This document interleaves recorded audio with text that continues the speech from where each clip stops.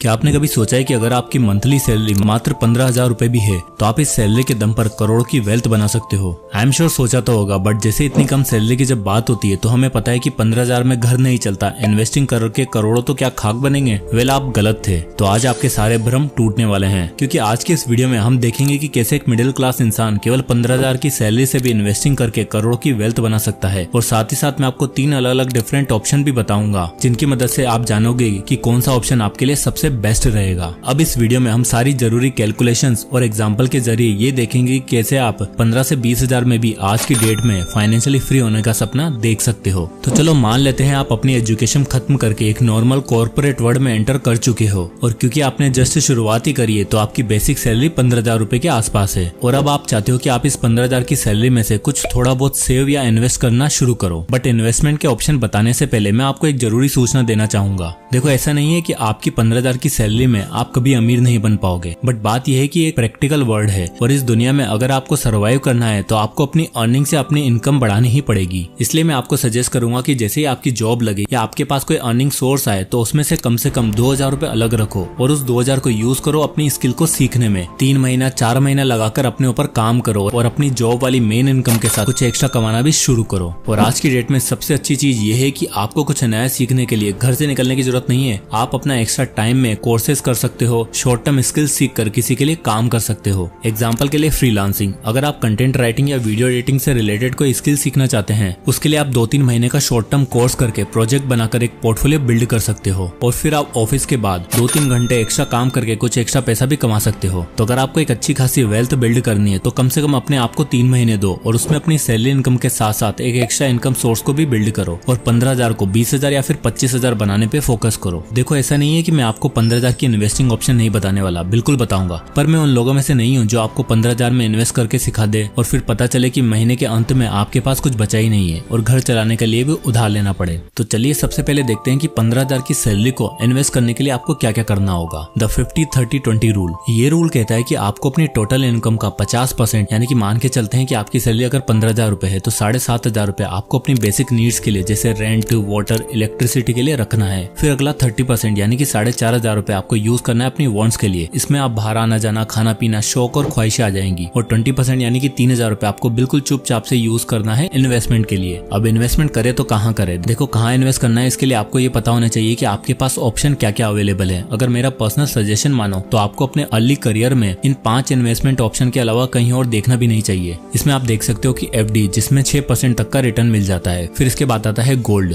उसमें on an average आपको 10% के आसपास का रिटर्न मिल जाता है। और फिर आता है हमारा स्टॉक मार्केट, जिसमें अगर हम निफ्टी 50 को लेंगे तो वहाँ पर हमें 13.5% का रिटर्न मिल जाता है। उसके बाद आती है मिड कैप 100 कंपनी जो थोड़ा हाई रिटर्न ऑफर करती हैं, 14-14.5% के आसपास। फिर आती है स्मॉल कैप 250 कंपनीज जो 18% तक का रिटर्न ऑफर कर सकती है। अब इसमें आप कहोगे कि सोचना क्या है, दिख तो रहा है स्मॉल कैप में सबसे ज्यादा रिटर्न दे रहा है तो सीधा उसमें ही सारा पैसा इन्वेस्ट कर देते हैं। बट ऐसी गलती बिल्कुल मत करना, क्योंकि ये जो ऑर्डर आप देख रहे हो ना, जिसमें रिटर्न बढ़ते जा रहा है, ठीक उसी तरह यहाँ पर रिस्क का ऑर्डर भी बढ़ता जाता है। जहाँ FD में कोई रिस्क नहीं रहता, वहीं स्मॉल कैप कंपनीज में सबसे ज्यादा रिस्क होती है। तो आप जरा आपके लिए 3 इन्वेस्टमेंट ऑप्शन प्लान करते हैं और आप खुद देख पाओगे कि इन 3 ऑप्शन में से कौन सा ऑप्शन आपके लिए सबसे बेस्ट है, जो आपको अच्छे रिटर्न दे पाएगा। तो सबसे पहला आता है सेफ ऑप्शन, FD। अब जैसे कि मैंने आपको बताया कि FD पर आपको 6% तक का रिटर्न मिलता है, लेकिन FD के साथ साथ एक दिक्कत यह है कि FD पर मिलने वाला ये रिटर्न मार्केट के इन्फ्लेशन को बीट नहीं कर पाता। इन्फ्लेशन रहता है 5 से 7% के बीच और इंटरेस्ट कितना 6% के आसपास। पर फिर भी एक बार कैलकुलेशन करके देख ही लेते हैं। अगर हम 15,000 की सैलरी में 20% यानी कि 3,000 रुपए FD के थ्रू इन्वेस्ट करते हैं तो कितना रिटर्न मिलेगा? अब दोस्तों, यहाँ मैं मानकर चल रहा हूँ बढ़ते टाइम के साथ साथ आपकी सैलरी भी बढ़ेगी, यानी आपकी इन्वेस्टमेंट भी बढ़ेगी। तो मान लेते हैं कि हर साल आप अपने इन्वेस्टमेंट को 10% से बढ़ा देते हो। अब यहाँ में देखना होगा कि इन्फ्लेशन एडजस्ट करने के बाद हमारे पैसे की उस टाइम पर रियल वैल्यू क्या निकल कर आएगी। अब यहाँ इस चार्ट में हम अलग अलग एसेट क्लास लिख रहे हैं। तो सबसे पहले ऑप्शन में आप 100% पूरा पैसा केवल FD में ही लगा रहे हो। जैसे कि आप देख सकते हो कि 10 साल बाद आप 10% के इंक्रीमेंट से 5,73,000 रुपए इन्वेस्ट कर चुके होंगे और 6% के हिसाब से आपकी इन्वेस्टमेंट की वैल्यू रहेगी 7,53,000 रुपए। पर उसकी ओरिजिनल वैल्यू यानी इन्फ्लेशन एडजस्ट करने के बाद वैल्यू होगी 4.5 लाख रुपए के आसपास। और यहाँ मैंने इन्फ्लेशन 5% का लिया है। अब 20 साल बाद आपकी यही इन्वेस्टमेंट अमाउंट होगा 20,61,000 रुपए, जिसकी वैल्यू होगी 33,31,000 रुपए,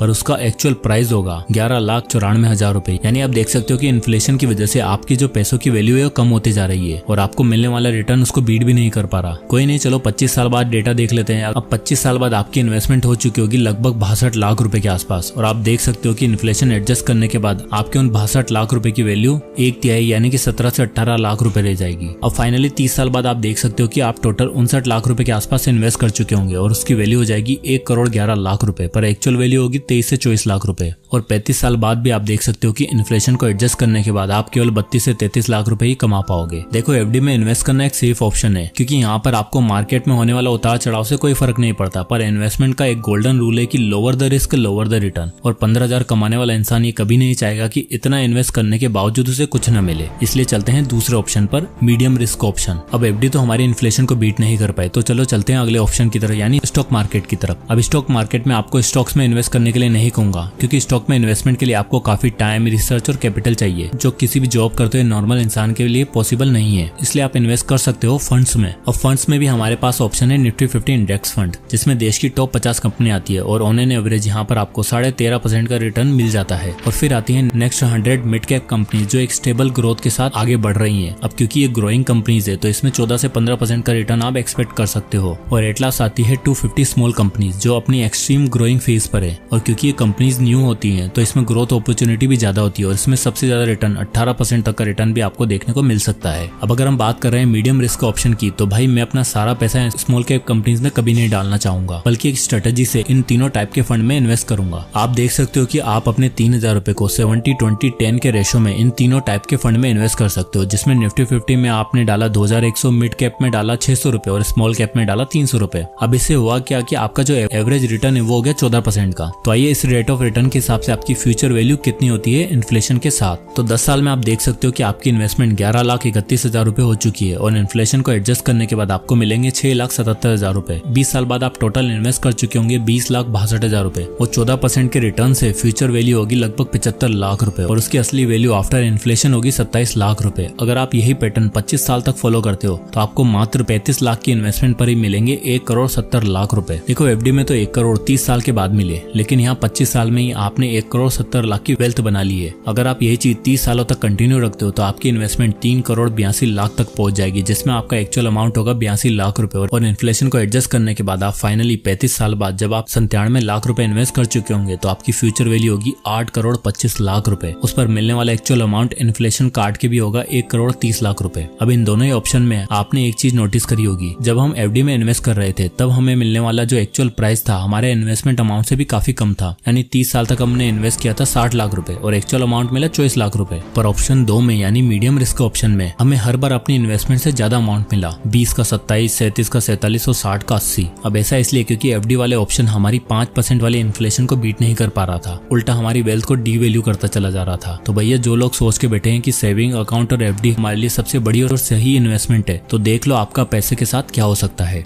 खैर, मीडियम रिस्क ऑप्शन में भी हमें रिटर्न तो अच्छे मिले, पर हम चाहते हैं कि हमें जो ये रिटर्न है वो फास्ट मिले। 1 करोड़ कमाने के लिए 25 साल का वेट नहीं करना पड़े। तो अगर आप भी ऐसा सोचते हो तो आपके लिए आता है next option, high risk high reward. यार देखो, मैं इस समय मानकर चल रहा हूँ कि अगर आप 15,000 रुपए कमा रहे हो तो आप 21 से 25 की एज के बीच में होंगे, और मेरा मानना यह है कि हमें लाइफ के इस फेज में सब कुछ ट्राई करना चाहिए, हर तरह का रिस्क लेना चाहिए। और अगर आप इस एज ग्रुप में हो और जल्दी बहुत सारा पैसा कमाना चाहते हो तो ये थर्ड ऑप्शन आपके लिए हो सकता है। इस ऑप्शन में भी हम 3,000 रुपए इन्वेस्ट करेंगे, पर इस बार रूल जरा अलग होगा। इस ऑप्शन में हम यूज करेंगे 10-20-70 रूल का, जिसमें हम 70% पैसा यानी 2,100 रुपए डालेंगे स्मॉल कैप में, जहां पर हमें 18% का रिटर्न मिल रहा है। नेक्स्ट 20% यानी 600 रुपए डालेंगे मिड कैप में और 300 रुपए डालेंगे इंडेक्स फंड में। आइए देखते हैं इससे हमें कितना रिटर्न मिल रहा है। अब आप देख सकते हो कि इस ऑप्शन में हमें 16.87% का एवरेज रिटर्न मिल रहा है, जिससे 10 साल बाद हमारा इन्वेस्टमेंट अमाउंट होगा 5,73,000 रुपए और फ्यूचर वैल्यू होगी 13 लाख रुपए और इन्फ्लेशन को एडजस्ट करने के बाद असली वैल्यू 7,87,000 रुपए। और फिर 15 साल बाद 11 लाख रुपए इन्वेस्ट कर चुके होंगे, जिसकी वैल्यू होगी 40 लाख रुपए। और 20 सालों के अंदर आप 20 लाख रुपए इन्वेस्ट कर चुके होंगे और आपकी वेल्थ हो चुकी होगी 1,04,00,000 रुपए। यानी आप देख सकते हो एफडी में 30-35 साल लगे, मीडियम रिस्क वाले में 25 साल, पर इस मेथड में हमने मात्र 20 साल के अंदर 1 करोड़ रुपए टच कर लिए। और अगर आप 25 साल तक सेम पैटर्न फॉलो करते हो तो आपकी 35 लाख की इन्वेस्टमेंट 2,60,00,000 रुपए हो चुकी होगी और इन्फ्लेशन के बावजूद आपको 73 लाख रुपए मिलेंगे। और अगर आप 5 साल और यानी 30 साल तक इन्वेस्ट करते हो तो आप टोटल 60 लाख रुपए इन्वेस्ट कर चुके होंगे, जिसकी फ्यूचर वैल्यू 6,40,00,000 रुपए और आपको मिलने वाला ओरिजिनल अमाउंट होगा 1,30,00,000 रुपए। यानी खतरनाक इन्फ्लेशन झेलने के बावजूद भी आपके हाथ में 1,30,00,000 रुपए होंगे। और अगर आप 35 साल तक की कैलकुलेशन देखी जाए तो आपकी वेल्थ हो चुकी होगी 15,50,00,000 रुपए। जस्ट इमेजिन दोस्तों, आपकी मात्र 3,000 रुपए वाली इन्वेस्टमेंट आपको 15.5 करोड़ यानी ओरिजिनली के लिए तो 2.5 करोड़ रुपए दे सकती है।